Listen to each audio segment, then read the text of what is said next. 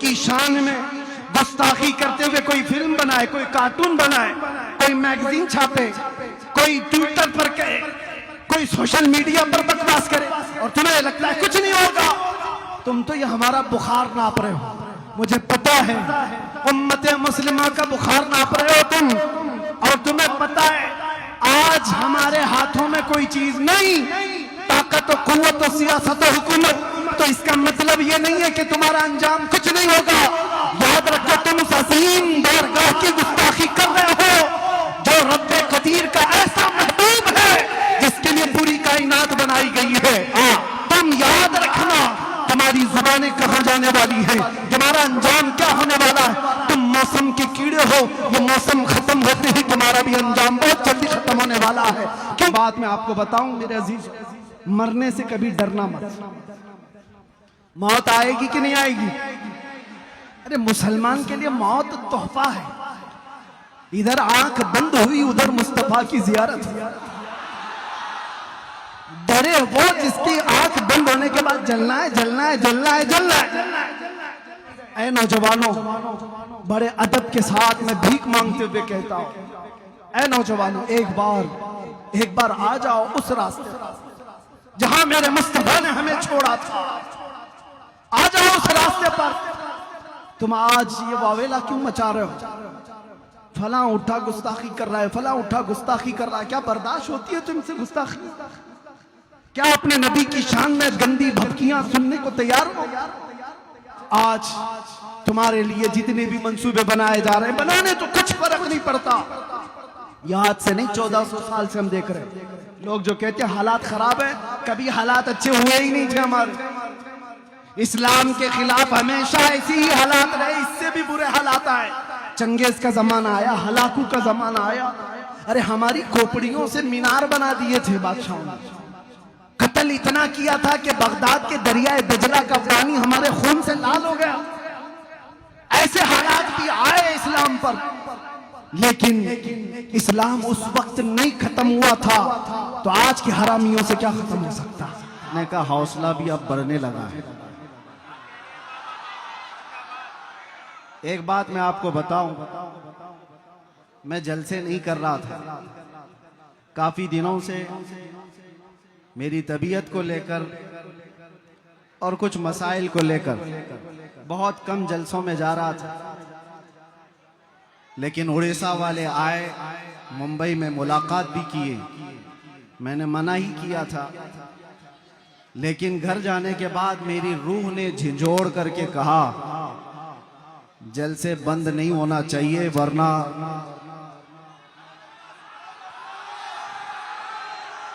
मेरी रूह ने झिझोड़ करके ये कहा जलसे किया करो ताकि कुत्तों को पता चले शेर मरे नहीं है। कुत्तों को पता चले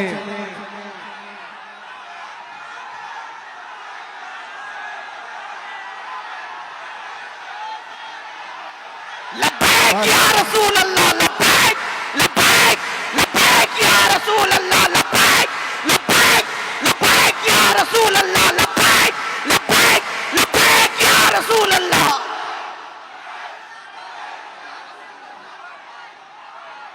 तवज्जो,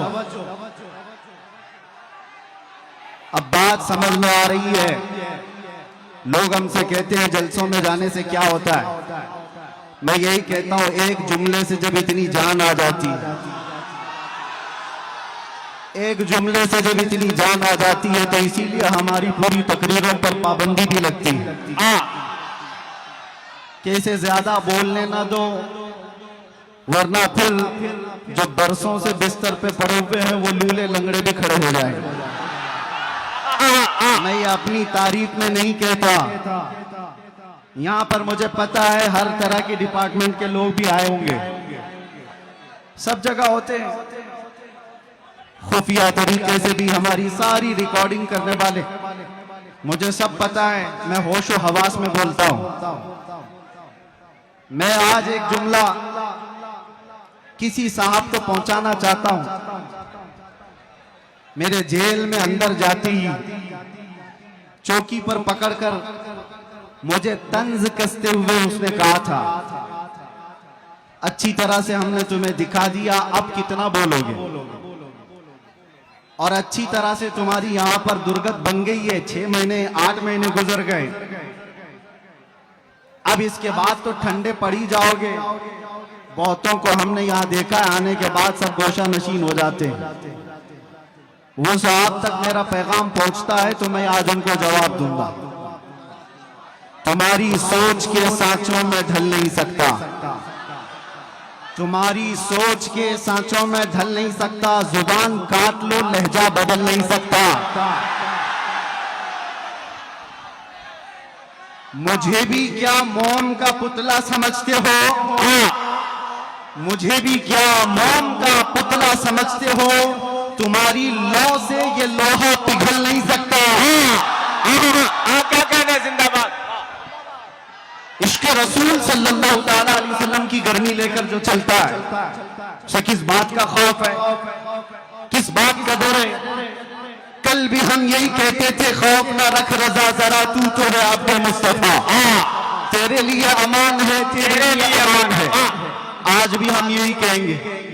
मैं नौजवानों को एक बात बताने के लिए आया हूं। ऐ अजीजों, मैदान में बैठकर नारे लगाना यह अलग बात है।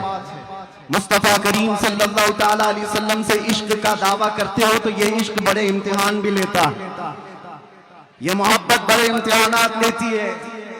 अगर उन सारे इम्तिहानात के लिए तैयार हो तो लब्बैक का नारा लगाओ, वरना सारे नारे तुम्हारे सिर्फ दिखावे के हैं। तुम्हारा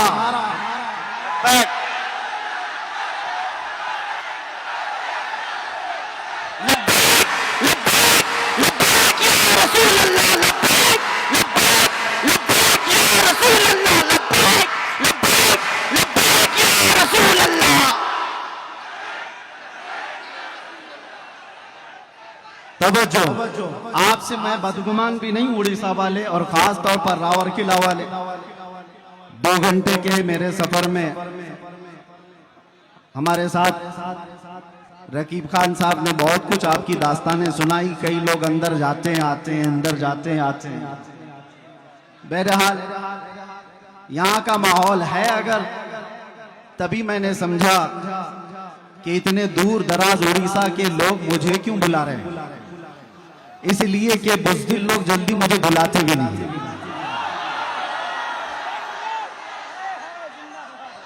मेरे भाई, स्टेज पे बैठने से भी कई लोग कतराते हैं, वो अलग बात है। कुछ लोग नीचे सेल्फी ले लेंगे। स्टेज पर बैठने के लिए मैंने महसूस किया है कई लोग डरते हैं कि कहीं हम पर भी केस ना हो जाए। आपको पता है, करीब में साल 1.5 साल पहले की बात है, उत्तर प्रदेश में एक मौलाना साहब हमारे साथ बैठे लब्बैक लब्बैक लब्बैक कह रहे थे। दूसरे दिन उनको थाने बुला लिया गया। वो डरे सहमे हुए गए, जो भी रिपोर्ट हुई। रात को मुझसे कहने लगे फोन पर कि हजरत मेरे साथ तो ऐसा हो गया, ऐसा हो गया, ऐसा हो गया। ये मेरे तो अंदर जाने से पहले की बात। मैंने उनसे कहा था, मौलाना अभी शर्मिंदगी किस बात की है, थाने बुलाया गया तो फख्र करो, चोरी पे नहीं बुलाया गया, अपने नबी के नाम पर बुलाया गया है। क्या कहने, किस बात का डर है? इसीलिए मैंने कैद खाने में अंदर बैठ करके एक कलाम लिखा था जिसका ये शेर था, फख्र है इस बात पर कैदी बना हो उस नाम पर। फख्र है इस बात पर कैदी बना उस नाम पर, ये तो है सुन्नत बिलाली बन गई किस्मत मेरी। ये तो है सुन्नत बिलाली बन गई किस्मत मेरी। बेड़ियां हाथ में क्या गर्दन में भी डाल दो आप, है उन्हीं के नाम का सब जिंदगी और मौत मेरी। इसलिए करता है झूम कर सलमान अब, कैद थी ना जेल था, जेल थी ना कैद थी, बढ़नी थी बस इज्जत मेरी। ये एक रिहर्सल था। कैद थी ना जेल थी, बढ़नी थी बस इज्जत मेरी। अल्लाह करीम किस रास्ते से गुजारता है और कहां तक पहुंच जाता। हम तफसीर पढ़ते थे कुरान अजीम में, सूरह यूसुफ को सैयदना यूसुफ अलैहिस्सलाम के भाइयों ने कुएं में डाला था, लेकिन अल्लाह करीम ने इंतजाम फरमाया, वो निकाले गए, बाजारे मिस्र में बेचे गए, फिर जेल भी गए। तकरीबन 10 साल से ज्यादा जेल काटी बगैर किसी गुनाह के, बगैर किसी जुर्म के। सबर आसान नहीं होता मेरे अजीजों, जेल के अंदर एक दिन जो साल भर के बराबर लगता है। उस नबी को याद करके, बाहर रह करके वो फील नहीं कर सकते थे कि कैसा कैद काटा होगा बगैर जुर्म के। और उसके बाद वापस आते ही रब तबारक व तआला ने उनको वजीर आजम की कुर्सी पर बिठा दिया। जेल से निकले सीधे बादशाह के वजीर आजम की कुर्सी पर। ये मरहले होते हैं। रब तबारक व तआला फरमाता है वकज़ालिक मक्कन्ना लियूसुफ फिल अर्द, इसी तरह से हमने जमीन में यूसुफ को तकवीयत दी, करार दिया। ये रब के फैसले हैं। इसीलिए मैं कहता हूं मुझे जरा बराबर भी आर और ऐब महसूस नहीं होता। जेल में जाकर के आने वाला मुंह छुपाकर घूमता है, वो डर डर करके घूमता है। इज्जत चली गई, जेल चले गए थे। कसम रब्बे जुल जलाल की एक दिन भी ऐसा ख्याल नहीं आया, एक दिन भी ऐसा ख्याल नहीं आया। बल्कि मैं दुनिया को ये दिखाता हूं ये दीवानों का हुजूम क्यों है। आज दुनिया सेलिब्रिटीज को देखने के लिए भीड़ लगाती है, और ये दीवानी उम्मत है मुस्तफा के कैदी को देखने के लिए भीड़ लगाती है। मिजाज कुछ और है, उम्मत का मिजाज कुछ और है।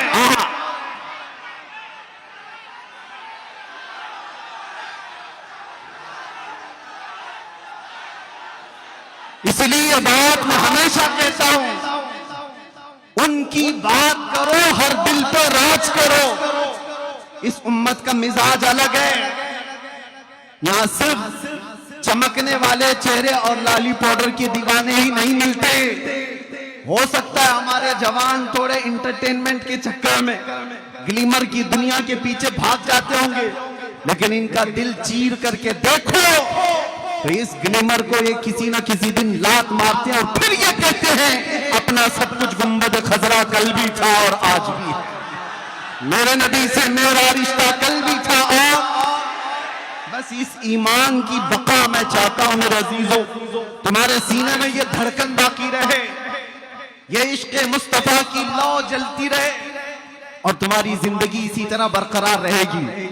1000 मीटिंगें करने दो खुफिया तरीके से तुम्हें मिटाने के लिए, इस्लाम को खत्म करने के लिए बड़े बड़े मंसूबे बनाने दो, तंजीमें बनाने दो, सारी तैयारियां कर लेने दो, हथियार खरीद लेने दो, सब चीजें हो जाने दो, लेकिन एक बात याद रखना, इश्क़ मुस्तफा सल्लल्लाहु तआला अलैहि वसल्लम की गर्मी राई के दाने के बराबर भी तुम्हारे सीनों के अंदर मौजूद होगी तो सारी दुनिया की ताकत मिलकर के भी तुम्हारा चेहरा देखने की हिम्मत नहीं कर सकेगी। क्या कहने जिंदाबाद अब नहीं ला सकेगी। इसीलिए तो इकबाल ने कहा था तल न सकते थे जंग में अगर अड़ जाते थे, पांव शेरों के भी मैदान से उखड़ जाते थे, हक से सरकश हुआ कोई तो बिगड़ जाते थे। अरे तेज क्या चीज है, हम तोप से भी लड़ जाते थे। ये हमारे आबा व अजदाद का शिवरा है, हमारे बुजुर्गों की जो असलाफ का तरीक़ेकार रहा है वो आपके सामने रख रहा हूं। आपको मैं मेरी पूरी तकरीरें छानबीन करके निकाल, वैसे तो आपसे ज्यादा तो गुजरात वालों ने निकाला है। मेरे ख्याल से रोजाना सुबह से शाम तक तकरीरी सुनते थे, हमारी सुनते सुनते निकाले, इसमें से कुछ तो निकाले, निकालते रहे। बहरहाल मैं एक बात बताऊं, पूरी तकरीरों में मेरे कहीं पर भी बताओ क्या मैंने तुम्हें नेजा, बंदूक, बारूद, बम, ये सारी चीजें हथियार जमा करने के लिए कभी एक बार भी कहा? ला करके दिखाओ। इसलिए कि हम उस गरीब नवाज के गुलामों में से हैं जो हिंदुस्तान आए थे तो गुदड़ी पहन करके आए थे और आज लाखों दिलों पर राज करते हैं। वो कौन सा तोप लेकर के आए थे, कौन से बंदूकें उठा करके आए थे? हाँ, उस जमाने में और भी बादशाह आए थे। शिहाबुद्दीन गौरी शिकस्त खा करके वापस जा रहा था, गरीब नवाज से मुलाकात हो गई थी।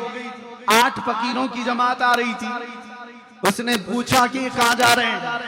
बाबा ने कहा हिंदुस्तान फतह करने जा रहे हैं। जो राजे महाराजों से लड़ करके वापस जा रहा था शिकस्त खा करके, वो 8 फकीरों की जमात को देखकर कहने लगा कि आपके पास क्या है जो आप मुल्क हिंद की फतह की बात कर रहे हो? सरकार गरीब नवाज ने फरमाया, तुम में हम में फर्क ये है, तुम हथियारों पे भरोसा करते हो, हम अल्लाह की जात पे भरोसा रखते हैं।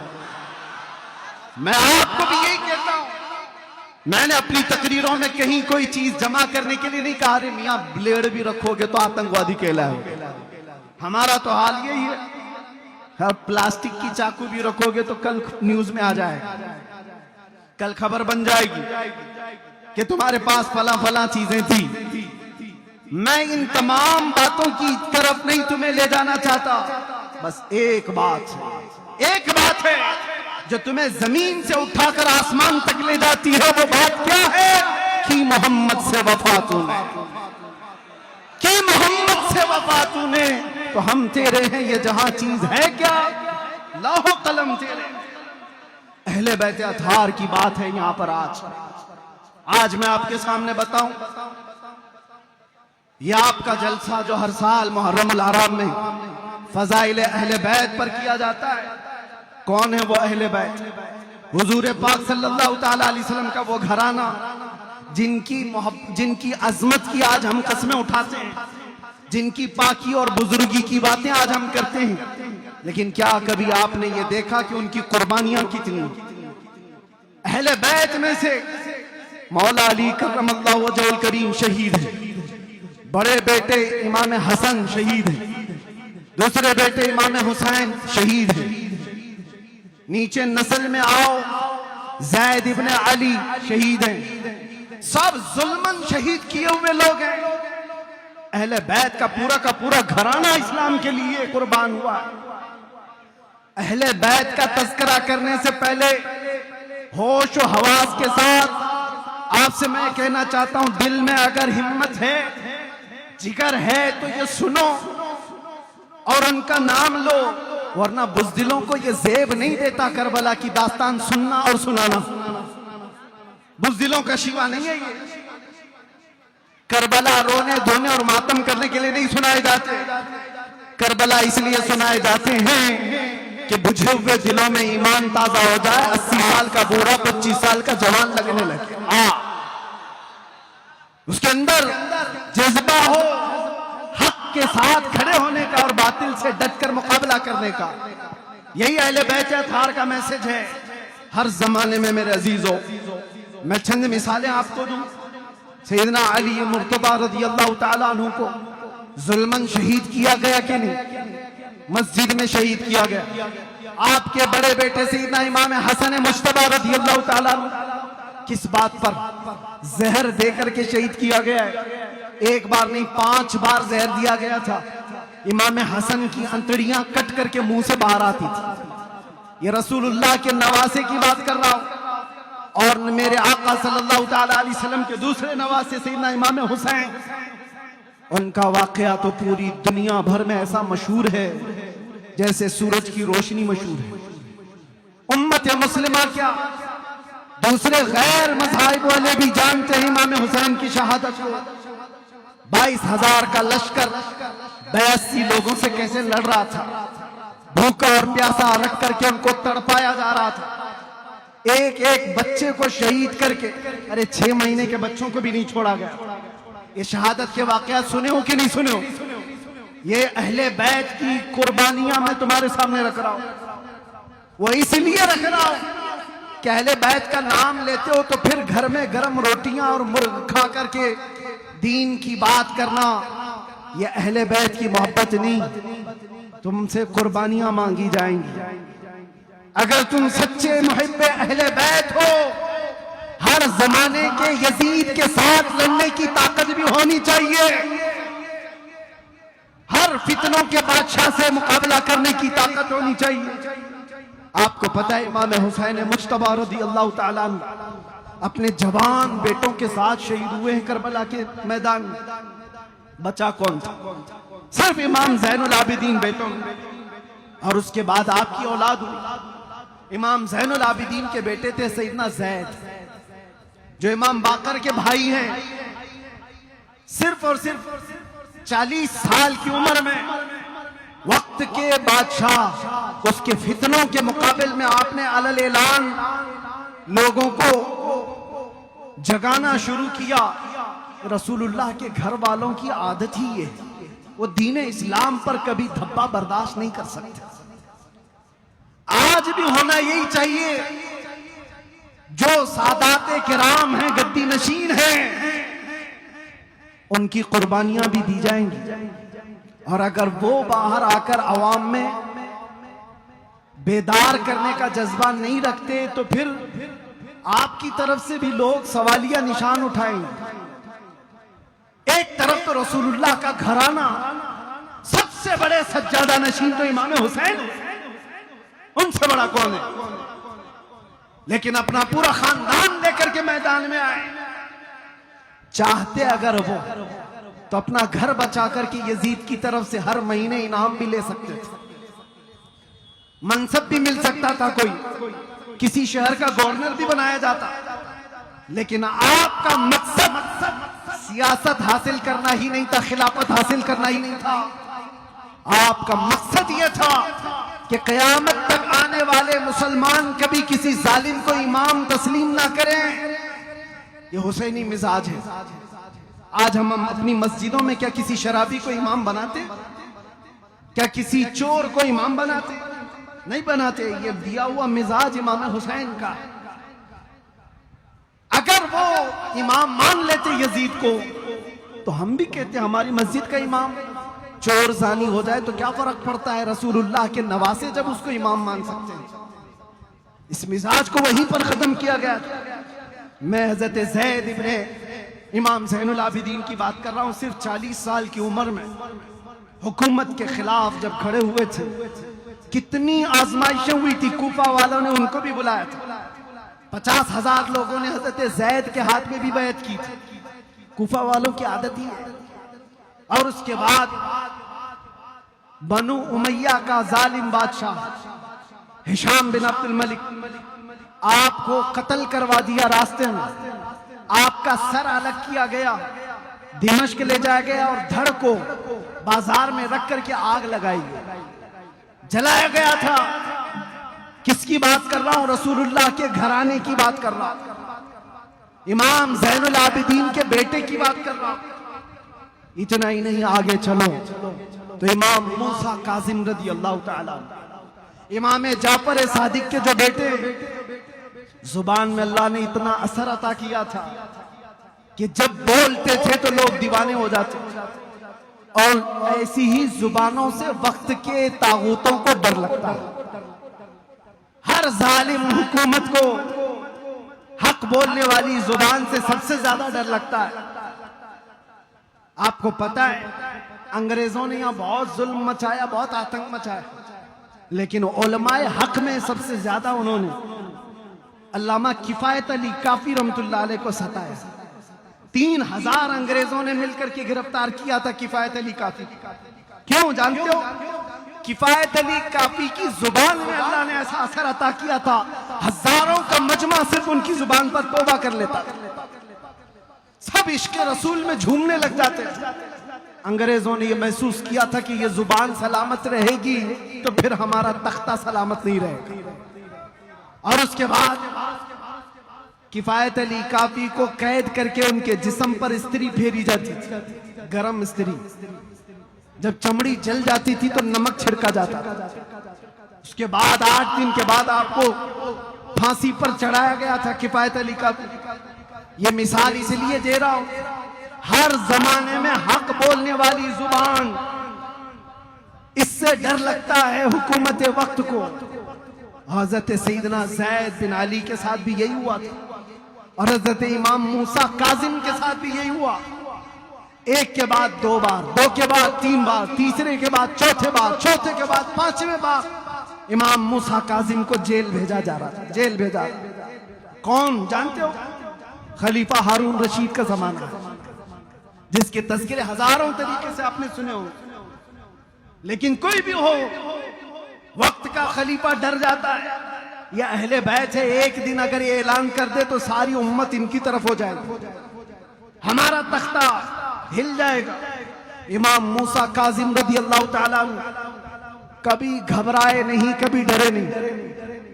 मैं उनको आइडियल समझ करके आपके सामने कह रहा हूं। एक बार जेल जाकर आने के बाद लोग ये कहते हैं कि नहीं, बहुत संभल करके चलना चाहिए। बिल्कुल संभल के हम पहले भी चलते थे, आज भी, क्योंकि शराब नहीं पीते, हम नशे में नहीं रहते। एक ही नशा है, वो ताजदार मदीना का, वो खुमार असली खुमार है।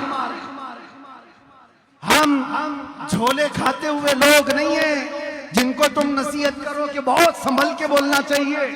हाँ बिल्कुल संभल के, पहले भी होश में बोलते थे, आज भी। इमाम मूसा काजिम को देखा, जेल में रखा गया, फिर छोड़ा गया। आप वही बात बोलते थे जो पहले बोलते थे, फिर जेल भेजा गया, साल 2 साल, वापस छोड़ा गया, आप फिर वही बात। क्यों? हक बात से कोई समझौता नहीं होता। इसीलिए तो मैंने शुरू में ही ये शेर कहा, हमारा ये शिवा है, हमारे बुजुर्गों का, अहले बैत का ये शिवा है जो मैंने शेर पढ़ा है। तुम्हारी सोच के सांचों में ढल नहीं सकता, जुबान काट लो लहजा बदल नहीं सकता। ये सिर्फ मेरी बात नहीं, ये हमारे इमामों की बात है, इमामों की बात है। हर आलिम रब्बानी हक गो ये कहता रहा। बहुत दूर क्या, माजी करीब में जाएंगे तो शहजादे आला हजरत सैयदना सरकार मुफ्ती आजम हिंद के जमाने में हिंदुस्तान में एक डिक्टेटरशिप, एक इमरजेंसी हुकूमत कायम हुई थी। आपको पता होगा, बूढ़े लोगों को पता है, जवान लोगों को कहा, हम भी नहीं पैदा हुए थे, लेकिन उसका जमाना बताया जाता है। इंदिरा गांधी ने सारा होल एंड सोल अपने हाथ में रखा है, सारी चीजें कंट्रोल में। कोई आवाज उठाए तो मारो, अंदर करो। ये आज थोड़ी ना हो रहा है, इससे पहले कांग्रेस ने भी ये सब किया है। अंदर डालो जो भी बोलता है। उस जमाने में प्राइम मिनिस्टर ने ये फैसला किया था, आबादी कंट्रोल करने के लिए नसबंदी होनी चाहिए। बाकी सब मान लेंगे लेकिन मुसलमान नहीं मानेंगे, मुसलमानों के यहाँ ये हराम है। उन्होंने फिर सोचा कि बड़े बड़े दारुल उलूम से फतवे ले जाए, और कुछ दारुल उलूम तो इसीलिए बैठे ही हैं, फतवे दे भी दिए, फतवे दिए। मोहतरमा जैसा बोलेंगी वैसा दारुल उलूम चलेगा, और वही मोहतरमा बरेली भी भेजती है। वक्त का कुतुब मुफ्ती आजम कलम हाथ में लिए बैठा है। सवाल है हुकूमत वक्त की तरफ से नसबंदी के सिलसिले में कि हुकूमत ने कंपलसरी कर दिया है, लाजिम कर दिया है। कुछ तो मसलहत का बीच का रास्ता निकाला जाए। मुफ्ती आजम हिंद ने कहा 1400 साल क्या 14,000 साल भी हो जाए, शरीयत मुस्तफा में एक बाल बराबर भी तब्दीली नहीं आ सकती। कल भी नसबंदी हराम थी, आज भी नसबंदी हराम है। जानते हो मुस्तफा रजा का ये फतवा मुफ्ती आजम का जब निकला था तो प्रेस तक जला दिया गया था बरेली का। जहां से ये फतवा छप करके आया था वो प्रेस जला दिया गया। जो फतवा चिपकाने के लिए दीवारों पर जाते थे उनको पकड़कर कैद किया गया। हालात बड़े बेकाबू थे। मुफ्ती आजम के पास कुछ मुरीदीन ने आकर के कहा था कि सरकार अब क्या होगा, हुकूमत बहुत सख्त एक्शन ले चुकी है। आपने फरमाया होश के नाखुन लो, शरीयत मुस्तफा की बात कर रहे हो, फतवा नहीं बदलेगा, हुकूमत बदल जाएगी।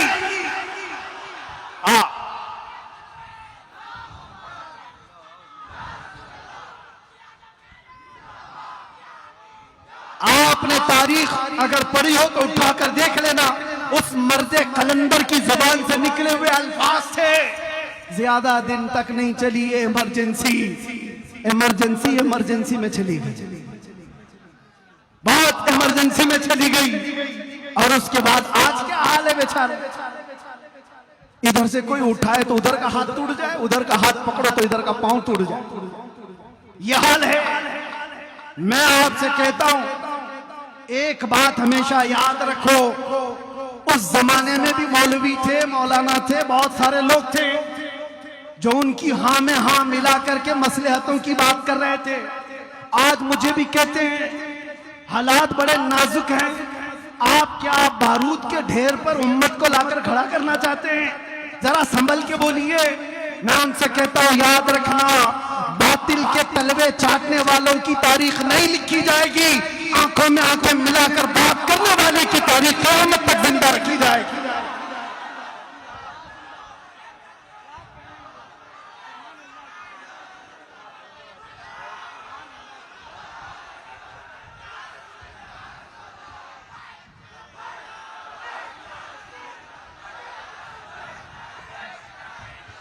लब्बैक लब्बैक लब्बैक या रसूल अल्लाह, लब्बैक लब्बैक लब्बैक लब्बैक लब्बैक लब्बैक लब्बैक या रसूल अल्लाह। और एक बात ये भी मैं बताऊं, यहां से मैं ये भी कहूंगा, कुछ लोगों ने मुझसे कहा कि जो कुछ भी हो रहा है उस पर आप संजीदगी से बात करें। बिल्कुल, हम बहुत संजीदगी से बात करते हैं, बहुत संजीदगी से बात करते हैं, लेकिन लहजा अगर थोड़ा सख्त होता है तो सिर्फ इस बात पर कि हमारे मुर्शिदों ने, हमारे असातिज़ा ने हमें ये तालीम दी है, बेटा जुबान हमेशा नरम रखना, दिल हमेशा, जुबान मीठी रखना, दिल नरम रखना, दिमाग ठंडा रखना। 3 चीजें याद रखना, दिमाग ठंडा, जुबान मीठी, दिल नरम। लेकिन यही बात जब मुस्तफा करीम सल्लल्लाहु अलैहि वसल्लम की गुस्ताखी की आ जाए तो ना दिमाग ठंडा, ना जुबान मीठी, ना दिल नरम होगा, फिर नहीं होगा। अरे दुनिया अपनी माँ की गाली बर्दाश्त नहीं कर सकती, जो करोड़ों माँ से ज्यादा हम अपने नबी से मोहब्बत करते हैं, कैसे बर्दाश्त कर सकते?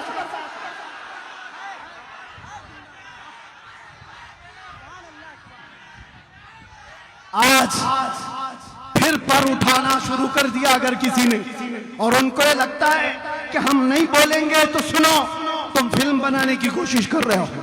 हुजूर की शान में गुस्ताखी करते हुए कोई फिल्म बनाए, कोई कार्टून बनाए, कोई मैगजीन छापे, कोई ट्विटर पर कहे, कोई सोशल मीडिया पर बकवास करे, और तुम्हें लगता है कुछ नहीं होगा।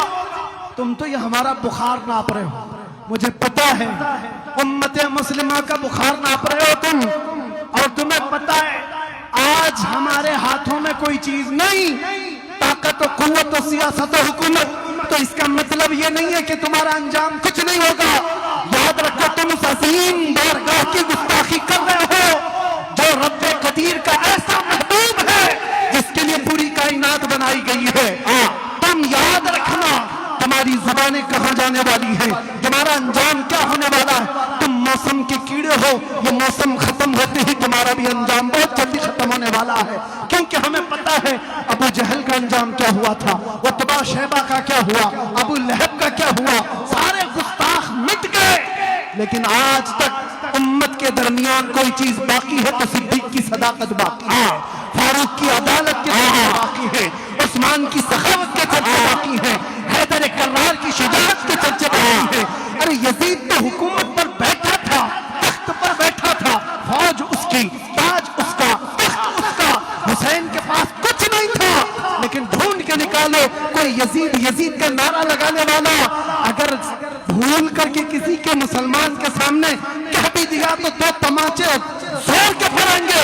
हाँ, हमारा हर बच्चा अगर नारा लगाता है तो लब्बैक या हुसैन जरूर कहता है। वो कैसी हुसैनियत है जो 1400 साल के बाद भी ठंडी नहीं होती।